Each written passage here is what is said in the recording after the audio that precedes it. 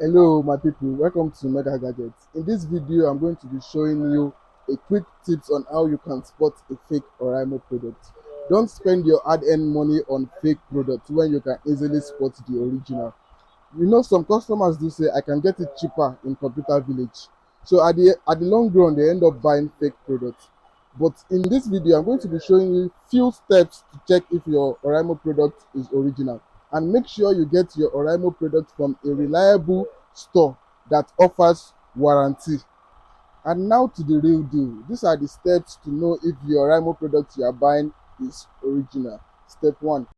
The first thing to do is check around the body of the Oraimo product. You should see an authentication sticker. It should look like this. It has a barcode. Then you scratch the authentication sticker to reveal the code. Step 2. Visit www.oraimo.com/check.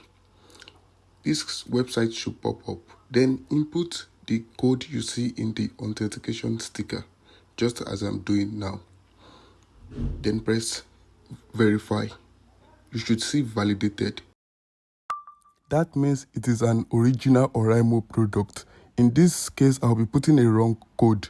You will see it will say not validated. That means it's a fake product. Thanks guys. Follow us for more tips.